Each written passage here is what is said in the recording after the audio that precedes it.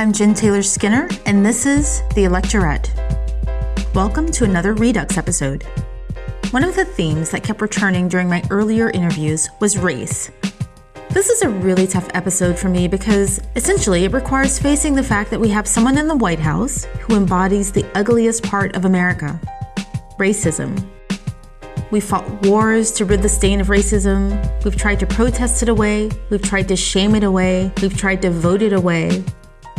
But there it sits, the stain of racism, in the White House.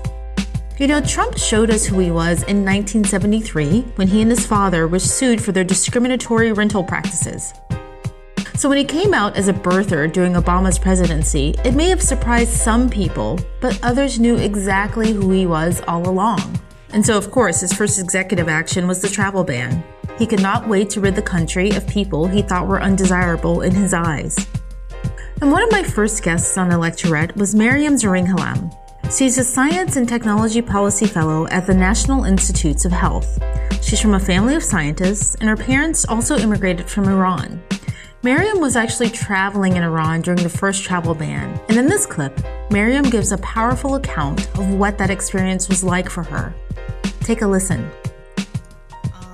Which is something that shouldn't have been an issue, and it wouldn't have been an issue just a year ago, but it turns out it was an issue. So when you're in Iran visiting, what was your experience? What was going through your mind?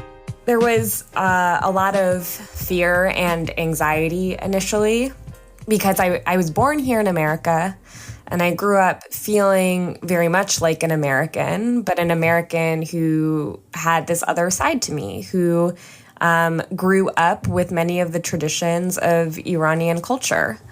And, perhaps that's in part why I was so attracted to science and engineering, because Iran has this rich culture of science and engineering.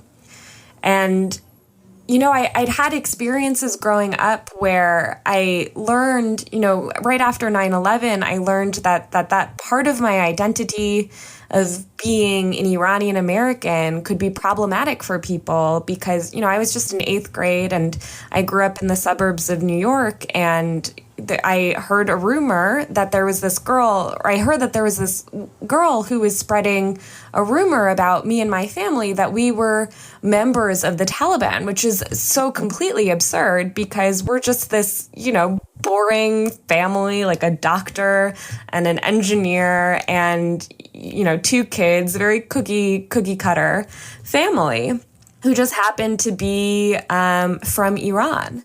And this rumor started spreading, and it was so deeply hurtful and painful because I, as an American, was grieving after this incredible loss, this incredible tragedy, and I felt excluded, and I wasn't allowed to grieve with the rest of my country men and women. And I think that has acutely been in the back of my brain, learning that you are different at such a young age and that people will very quickly turn to judge you. And that being in Iran during that travel ban felt very much like that times 1,000. I know that Islamophobia has been growing in this country. I know the rhetoric around Iran has been so negative in this country, but it felt like a rejection of me. My parents, if my parents were trying to come to America today, they wouldn't be allowed to. And they met here in this country, and they fell in love here in this country, and they got married here in this country, and they had me and my brother here in this country, and that would not have been possible. I wouldn't have been possible under this administration. And, all of this is coursing through my brain's disjointed as it's coming out right now as I'm talking to you, but it was extremely depressing and dark. We're watching all of this play out on the Iranian news, which happens to be state sponsored. And so they, play the same clips over and over and over again. And then I went out of the house for a bit to go on a walk, and I came back and I see that there's this new clip that's playing. And I look on the screen and I see that there are images of protests that are breaking out all around the country. And there's people in JFK and in Dulles Airport, and they're holding signs that say, love trumps hate, and no ban, no wall, and Muslims are welcome here. And, sorry. And I've always been sort of protest averse. It feels kind of like preaching to the choir or preaching for a change that might not ever come. But I saw in that moment that Americans were expressing themselves in a way that the administration was not. That when an administration's policies run counter to how we feel as Americans and the values that we hold, that we have this amazing power to gather and protest and raise our voices and our signs and say that this is exactly who we are, and it'll make it all the way out into the rest of the world, onto Iranian state-sponsored television, no less. And in that moment, I felt so proud to be an American, and so proud of all of these people that were coming to support people like my family, people like me, who have been targeted by this administration. It felt incredibly empowering and uniquely American, and a real push for change.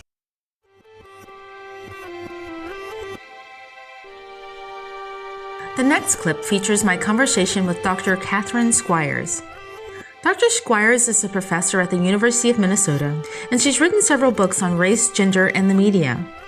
In this clip, we discuss how the Say Her Name hashtag has been used to bring attention to women of color who've been victims of violence. Right, so one of the interesting things about using this hashtag in relation to these shootings is that prior to this, I think both hashtags had not been associated with mass shootings, right? They'd been associated with police brutality. And I think that the Say Her Name hashtag was used with Sandra Bland and actually before that. So what was to gain by broadening the scope of the use of that hashtag? Well, I think in part because, one of the victims was a reverend from the church. And so in the Black Lives Matter pantheon of names, part of the reason why I Say Her Name was even necessary is to elevate the fact that women were also being victimized by state agents like police or prison guards, et cetera, whereas the face of the Black Lives Matter movement, so to speak, had always been male, even if the activists who started the hashtag themselves were women-identified people. So I think in this case, why I was attracted to this case and how the Say Her Name hashtag became part of it is exactly what you said. This hadn't been part of mass shootings. There was no Say Her Name going on with the UCSB shootings when Elliot Rodger massacred people in Santa Barbara. Of course, none of the female victims there were African American. But I do think it's really interesting to think about how a hashtag that was originally associated with state-sanctioned violence, like police violence, then moved over very quickly to a white supremacist shooting, which really shows the resonance between the racist underpinnings of racial profiling and the ways that African Americans are over-policed and thus also overexposed to police violence, and that there's really a connection there between the anti-Black violence of Dylan Roof and the anti-Black violence of police. Right. So I want to talk a little bit about the history of the Say Her Name hashtag, right? Because like I said before, my awareness of it started with Sandra Bland, but it was introduced before that, I think in 2015 by the African American Policy Forum. They introduced the hashtag to, create a subset from the Black Lives Matter movement. And it's funny, I was talking to someone today and I mentioned the hashtag, and I was talking about, doing this podcast, and they'd heard of the Black Lives Matter hashtag, but not the Say Her Name movement, which I think is really interesting. So the people who introduced the Say Her Name hashtag, why was there a need to introduce a gender specific hashtag separate from Black Lives Matter?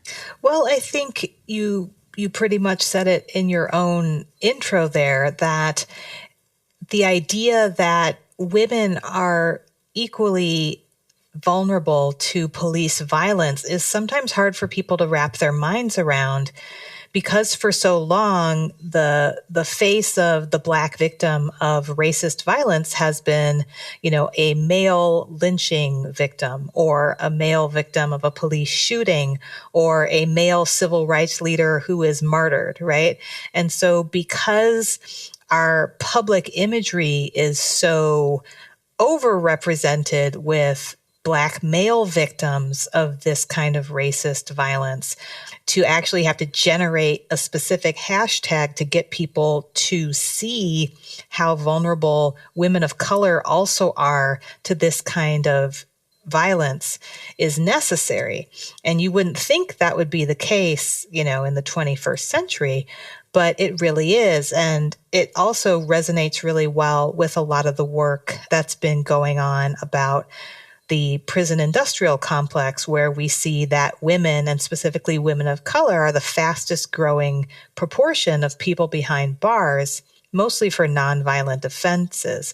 And so that same pattern of over and hyper policing communities of color is, of course, going to also impact women and girls who are in those communities, not just because they might be related to men who get caught up in the system, but they're also getting caught up in the system and being abused by the perpetrators of that system, sometimes literally being caught in the crossfire when police are coming to arrest or harass other people in their households. And sometimes they are the targets themselves, as in the case of Sandra Bland. This episode is brought to you by Shopify. Upgrade your business with Shopify, home of the #1 checkout on the planet. Shop Pay boosts conversions up to 50%, meaning fewer carts going abandoned and more sales going cha-ching. So if you're into growing your business, get a commerce platform that's ready to sell wherever your customers are. Visit shopify.com to upgrade your selling today. This episode is brought to you by LifeLock. During tax season, your personal info travels to a lot of places. Between payroll, your tax consultant, and the IRS. If your W-2 gets exposed, that's just the ticket for identity thieves. That's why LifeLock monitors millions of data points every second. If your identity is stolen, they'll fix it guaranteed or your money back. Don't let identity thieves take you for a ride. Save up to 40% your first year. Visit LifeLock.com/podcast. Terms apply. Some of the examples of the classic display of patriarchal behaviors in the Charleston shooting? Well, Dylan Roof, I think the classic, I hate to even repeat the things that he said or that were found in his, social media, but, the most chilling thing that was reported was that he told one of the survivors that he had to do it because Black men were coming for white women. And so that really old and violent understanding of white patriarchal privilege, where white men use the defense of white women as an excuse to terrorize Black communities. The idea of white female purity being at the apex of civilization, and that white men are bound to protect that white womanhood, which of course means ensuring white purity for the next generation, because, the threat of the Black male to the white female is that, quote unquote, they'll pollute the blood of the next generation. So, from the era of slavery through the Ku Klux Klan, through the anti-integration resistance in the 50s and the 60s, and that continues today, that idea that, Ida B. Wells famously called a threadbare lie and then almost got lynched herself back in the 1890s. It just has so much purchase in this neo-Confederate mindset, this idea that Black people's sexuality is out of control and white men are the ones who need to control it. Right. And I think someone pointed out that the logic just breaks down because most of the victims in the Charleston shooting were women. So, if he, his justification was to, protect white women from Black men, that kind of breaks down. I'm not really sure, how you can make that connection or how he made that connection. But, I guess we don't want to go too deeply into his brain. Right. And I mean, I think, just destroying Black bodies, whether they're male or female, right, is just, it's open season, correct? And for him, he picked a place where he could be pretty sure he'd be the only person armed, right? And also, destroying Black women means you're destroying the future mothers, and sisters and aunts and grandmothers of a community as well. So we know that one of the main weapons of war is always to attack and try to degrade women. And we see that all over the world with, mass rape being a weapon of war. So, for people who believe in like a race war, if they believe in white supremacy and that it's really a numbers game, and if you actually, one of my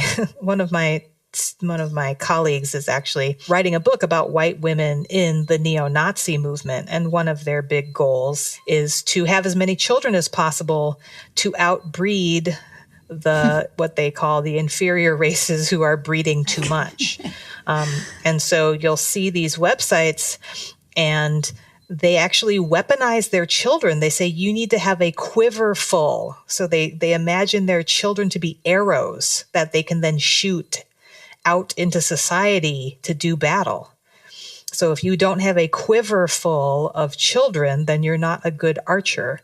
So this mother as race warrior by having more than 2 children and is just, it's part of that whole community, that whole sub-community that imagines this sort of zero-sum game in a race war that white women do their duty by having more children.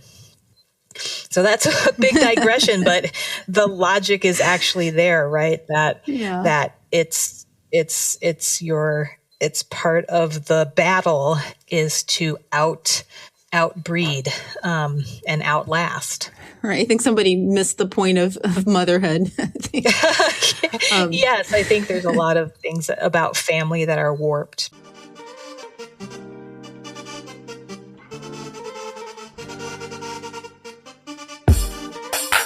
In these final clips, I talked to Ruth Defoster. She's also a professor, and she's an expert on terrorism and mass shootings. Here, we discuss how Trump himself has fueled the current climate of racism in the country. So what impact has the Trump administration had on mass shootings and how we cover them and how we think about them? I think it's had an enormous impact. I mean, we have, an administration standing behind a president who calls Black NFL players sons of bitches, while simultaneously, out of the other side of his mouth saying that there were many fine people among the white supremacists in Charlottesville who literally murdered an innocent young woman. I mean, this is a man for whom overt racism and racial animus was a cornerstone of his campaign, and it's a cornerstone of his presidency too. And so I think it's so telling that Trump and members of the Trump administration have little to nothing to say about white shooters and about white terrorists, but they are always ready to condemn the merest hint of Islamic extremism and to use it as a sort of political cudgel to argue that Muslims should be banned from the United States. And he and his administration have even argued that news media are actively hiding the truth about Islamic extremism. This is like really insidious, just Orwellian stuff. Right. You probably remember Kellyanne Conway's just bizarre invocation of an imaginary terrorist attack. Remember this, the Bowling Green massacre? Yes. She referred to this in 2 separate interviews, and she used it to justify President Trump's travel ban, barring citizens from Muslim countries from entering the United States. And in February, the White House took this rhetoric a step further when Trump claimed, and this is a quote, that the very, very dishonest press was deliberately and maliciously refusing to report upon acts of terror. And when they were pressed to provide evidence for this claim, they very hastily released this list of 78 incidents that they asserted were underrepresented. And I mean, the list was absurd, right? It had numerous holes. There were lots of entries that lacked data. They misspelled persons. They misspelled San Bernardino. They misspelled the word attacker. It was roundly castigated by news outlets worldwide for the inclusion of all these incidents that obviously were not underreported, like the 2016 Orlando nightclub shooting, which received wall-to-wall coverage, the 2016 bombings in Brussels. No one could claim with a straight face that these acts were ignored or suppressed. but they did. But the list for me as a terrorism scholar and as someone who studies mass shootings, this list provided me with something else, something that was really illuminating. And it was this fascinating and terrifying snapshot of the subjective and self-serving way that the Trump White House defines terror. So the minor and lesser known incidents that made this list really only seem to have one thing in common. They were committed by Muslims. Meanwhile, the list completely omitted attacks that were committed by white supremacists during the same period. The 2014 murder of 3 people at a Jewish community center in Kansas. There was a 2014 murder of police officers in Las Vegas, the Charleston church shooting in 2015, the January murder of 6 people at a mosque in Quebec by Alexander Bissonnette. Those omissions speak volumes because this administration is not shy about the fact that it asserts that only Muslims can be terrorists. They make no secret of this. But it's a dangerous historical road to go down. And I'm particularly reminded of this when I read this week that under Trump, the FBI's counterterrorism division just widened its domestic terrorism designation to include what it calls Black identity extremists. This is disturbing for a couple of reasons. Because A, it's clearly a thinly veiled attempt to justify surveillance on groups like Black Lives Matter and other Black activist groups. And B, this designation doesn't describe any meaningful terrorist movement at all or any credible threat. Black Lives Matter is not a terrorist organization. It's a decentralized, it's an amorphous group of overwhelmingly peaceful activists who are now enduring the same kind of sort of hateful slander that the 20th century civil rights movement faced. But meanwhile, at the same time, since 2008, since the election of Barack Obama for the first time, there's been this dramatic rise nationwide in right-wing white nationalist hate groups. And for Americans, if you live in the United States, these far-right groups pose a far greater statistical threat to your health and your happiness and your safety in terms of violence and annual fatalities than any international Islamic terrorism. But this administration just isn't concerned with facts. They're concerned with pushing this narrative that demonizes and marginalizes groups that have little social power: religious, ethnic, racial minorities, undocumented children under DACA, Muslims, women, Black Americans. They're concerned with just fueling this racist white rage that keeps them in power. You know, one of the patterns that you often see in media coverage is how violence in urban areas is treated, right? Chicago is a really popular one for the right. And on the left, I think it's just, overlooked. Yeah. I mean, you see, that's a narrative that's come up quite a bit from the administration, is to sort of pivot to Chicago. Anytime someone talks about, for example, gun legislation or common sense gun reform, we'll say, well, look at Chicago that has some of the tightest gun laws in the nation and yet some of the highest rates of gun violence. Of course, the reason for that is because all of the surrounding vicinities, areas, and states have incredibly lax gun laws, and it's no trick at all to put a gun in your back seat and drive it into Chicago, which is exactly what happens. But that doesn't fit the narrative. The narrative, it's relying on this dog whistle racial politics that demonizes and blames people of color for violence in their own communities while refusing to grapple with white violence and far-right terror. Thank you for listening to today's episode. And please support Electorette by visiting us on Facebook and on Twitter. It's facebook.com/Electorette and twitter.com/Electorette. Also, we have a Patreon page, patreon.com/Electorette. Again, thank you for listening today, and until the next time, keep up the good fight.